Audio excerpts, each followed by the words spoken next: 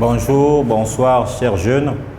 Une fois de plus, je suis très ravi d'être avec vous ce soir. Je sais que vous êtes nombreux aujourd'hui qui ont compris que on ne doit pas arrêter l'apprentissage, on doit apprendre à n'importe quel moment.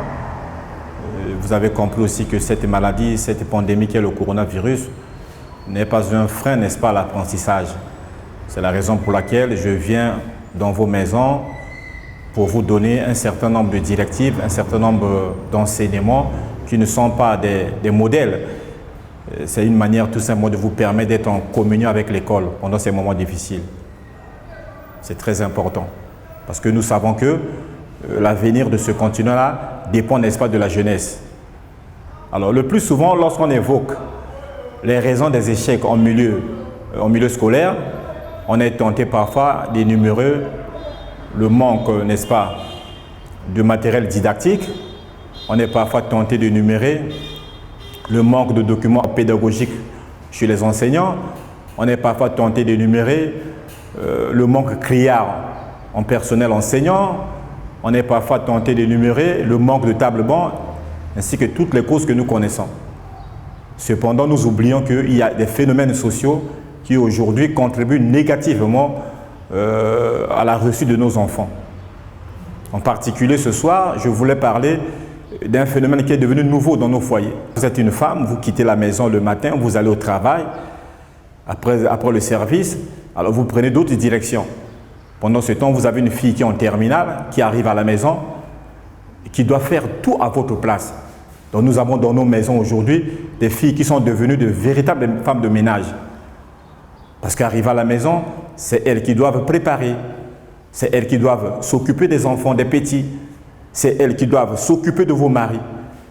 Alors ce phénomène a commencé à prendre une ampleur et cela ne contribue pas, n'est-ce pas, à l'épanouissement de nos enfants. Nous qui enseignons, on voit dans la salle parfois une jeune fille dormir dans la salle. Pendant que vous faites cours, elle dort paisiblement. Quand vous approchez de la fille et quand vous êtes au courant de ce qu'elle passe dans son foyer, c'est vraiment criard. Parce que c'est elle qui doit faire la vaisselle, qui doit faire la lessive, qui doit s'occuper des tout petits enfants. Et les parents ne rentrent que à 17h, 18h pour maman, parce qu'après le travail, on était dans une activité quelconque. On est allé rendre visite aux parents, on est allé à l'église. Mais pendant ce temps à la maison, celle qui pouvait étudier se transforme en véritable femme de ménage. Et c'est la raison pour laquelle certaines de ces filles-là sont obligées aujourd'hui d'aller s'allier à des jeunes garçons. Surtout quand la maman génitrice n'est plus au foyer. Elle est obligée d'aller se lier à un jeune garçon dans un foyer comme ça, de fortune. D'autres encore vont chercher même à vivre auprès des copines, des amis, pour fuir, n'est-ce pas, les corvées qui sont à la maison. Alors ce phénomène a commencé à prendre l'ampleur. Parce qu'aujourd'hui, les filles, comme je l'ai dit tantôt, elles émergent beaucoup à l'école, elles travaillent beaucoup, elles se donnent au travail. Mais quand elles sont occupées comme ça dans les maisons, cela est difficile. Le papa n'est pas là, généralement. Quand la femme au foyer, la maman de la fille n'est pas là, le papa n'est pas là. Il vient le soir, il s'occupe de ce qui le concerne. Dès qu'il a mangé, il va au lit. Le lendemain matin, il réveille à 6h du matin, il est parti au boulot. Alors tout ce qui se passe à la maison, le papa n'est pas au courant. Pendant que la fille est en train de subir des corvées extrêmes. Vous voyez, le matin comme ça, une jeune fille est obligée d'aller chercher l'eau. Parce que le peu d'eau qui est à la maison, c'est disponible pour les enfants de celle qui est à la maison. Alors une fille qui se réveille le matin doit passer d'une parcelle à l'autre pour chercher la pâte dentifrice parce que le papa n'avait pas acheté. Et quand elles arrivent en retard, le surveillant qui est au portail ne connaît pas la cause qui fait que l'enfant vienne en retard. Et parfois, la fille est mise dehors. Et quand elle est mise dehors, ce sont des cours entiers qu'elle perd. Quand elle arrive parfois dans la salle de classe, elle peut avoir la chance de dépasser le portail, mais arriver devant la salle de classe, le professeur qui est là, qui n'a pas la connaissance de ces choses-là, refoule l'enfant. Et tout ça, ça contribue, n'est-ce pas, aux mauvais résultats que nous avons. C'est vrai que le matériel didactique manque, c'est vrai que les documents pédagogiques manquent, c'est vrai que le professeur n'a pas porté sa blouse, mais nous oublions des phénomènes sociaux qui ont un impact également négatif sur, n'est-ce pas, le résultat de nos enfants. Nous devons faire excessivement attention. Chaque parent doit être regardant. On doit avoir un œil sur ça. Voilà, pour aujourd'hui, nous allons voir une notion très importante, la relation entre la racine carrée et la valeur absolue. On a eu peut-être la chance de regarder cette relation que nous avons vue en classe qui nous dit que la racine carrée de x au carré est égale à la valeur absolue de x. Voilà, cette relation, elle est souvent beaucoup plus abondante dans nos cahiers. Alors, ce que l'enfant doit savoir, c'est quoi? la racine carrée de x au carré égale la valeur absolue de x. Pourquoi? C'est parce qu'on veut que le résultat obtenu soit positif. Alors pour cela, peu importe le nombre qui est à l'intérieur ici, il suffit que l'enfant sache que la valeur absolue d'un nombre de x, ça peut être égal à moins x. Dans le cas où x est inférieur ou égal à 0, cette même valeur absolue de x peut être égale à plus x dans le cas où x est supérieur ou égal à 0. Ce qui est important, c'est le résultat qui est ici. Voilà, ce qui est à l'intérieur, peu importe. Pourquoi? Parce que je peux avoir ceci, la racine carrée de moins 5 au carré. Il suffit de regarder ce qui est ici, même si j'ai moins 5, il suffit de regarder ce qui est ici. Je trouve donc la valeur absolue de moins 5. Voilà, j'ai la valeur absolue de moins 5. Et à partir d'ici, je regarde comme ici, on dit que c'est égal à moins x dans le cas où x est inférieur à 0. Donc la valeur absolue de nombre égale à moins x quand x est inférieur à 0. Cela veut dire qu'ici, je vais écrire moins, voilà, moins 5. Voilà, je mets le moins parce que le moins 5 là est inférieur à 0. Et au finish, on trouve quoi? On trouve donc 5. Donc la racine carrée de moins 5 au carré, c'est donc égal à 5. Vous voyez que c'est une valeur positive.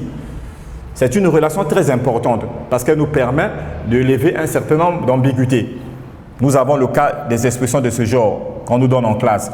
Nous avons par exemple 3 racine carrée de 2 moins 4 racine carrée de 5. Voilà, le tout au carré. Lorsqu'on nous donne une expression de ce genre, on n'est pas pressé de dire que ceci donne carrément le nombre qui est sous la racine carrée. Non, il faut faire excessivement attention.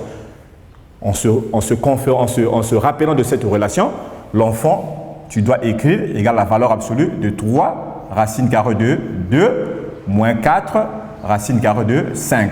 C'est ce qu'il faut d'abord écrire. Mais puisqu'on nous demande souvent d'écrire ça sans barre de valeur absolue, alors dans ces conditions, l'enfant est appelé à déterminer le signe du nombre qui est sous les barres dans les barres des valeurs absolues. Il faut donc savoir, ce nombre-là est-il négatif pour écrire ceci? Est-il positif pour écrire ce qui est ici? Dans ces conditions, nous allons chercher à comparer ces deux nombres-là. On va chercher à comparer ces deux nombres. Alors, pour comparer les nombres qui ont les radicaux, c'est simple. 3 racine carrée de 2, nous élevons ça au carré. On élève ça au carré. Ça nous donne, le 3 là sera au carré. Ceci également au carré. Donc, c'est comme si nous aurons donc 9 multiplié par la racine carrée de 2 au carré. Vous savez bien que ça donne la racine carrée de 4, qui est donc égale à 2. Donc, on aura ceci. Ça nous donne donc 18. Voilà, nous cherchons également 4.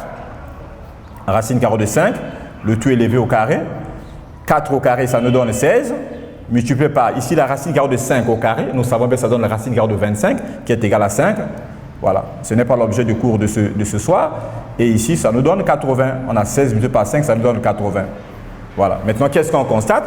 On constate que 18 est inférieur à 80. 18 est donc inférieur à 80. Cela veut dire que si nous mettons la racine carrée de part et d'autre, nous aurons donc racine carrée de 18 est donc inférieure à racine carrée de 80. Voilà. Or, nous savons que 18 c'est quoi? C'est 9 fois 2. Donc, c'est comme si on écrivait 9 fois 2. Voilà. 9 fois 2 est inférieur à racine carrée de 80. C'est quoi? C'est 16 fois 5. Donc, c'est 16 fois 5. Voilà. 9, c'est étant un carré parfait, ça sort. Donc, on aura 3 racine carrée de 2 est inférieur à 4 racine carrée de 5, parce que 16 également c'est un carré parfait. Et lorsqu'on nous ramenons le tout dans un membre, nous écrivons 3 racine carrée de 2 moins 4 racine carrée de 5. Ceci devient donc inférieur à 0. On se rend compte que ce nombre-là est donc inférieur à 0. Ce qui veut dire que notre égalité qui était là, voilà, on avait 3 racine carrée de 2 moins 4 racine carrée de 5, le tout élevé au carré. Ça nous avait donné valeur absolue de 3 racine de 2 moins 4 racine carrée de 5, racine carrée de 5. Tout ceci, étant donné que ce nombre-là est négatif, nous sommes donc dans ce niveau. C'est-à-dire qu'en sortant cela dans les valeurs absolues, il faut donc affecter le signe moins. On met donc le signe moins devant. On aura donc 3 racine carrée de 2 moins 4 racine carrée de 5. Et pour économiser le signe, lorsque le moins va rentrer, ça fera donc plus, ce qui veut dire qu'on aura 4 racine carrée de 5, le moins et le plus ça donne moins, moins 3 racine carrée de 2. Voilà, donc on aura trouvé racine carrée de 3 racine de 2, moins 4 racine carrée de 5, le tout élevé au carré, ça nous a donné 4 racine carrée de 5, 4 racine carrée de 5, moins 3 racine carrée de 2. Voilà donc ce que nous avons trouvé. Voilà. Donc c'est une relation très importante. Elle est très importante. Il faut donc la maîtriser. La racine carrée de x au carré égale la valeur absolue de x. Mais attention, la valeur absolue a deux cas. On peut affecter le signe moins dans le cas où le nombre est négatif. On peut affecter le signe plus dans le cas où le nombre est positif. Voilà donc pour aujourd'hui, on va s'arrêter par là. Nous ne faisons pas les mathématiques en totalité, mais nous voulons seulement réveiller quelque chose qui est en toi. Et cela te permettra, n'est-ce pas, d'aller jeter un coup d'œil dans ce que tu as eu à acquérir depuis un certain nombre de temps. Voilà, l'école en temps de coronavirus continue. Je reviendrai encore à vous pour d'autres notions. Pour l'instant, portez-vous bien. À nous revoir pour la prochaine fois. Merci beaucoup.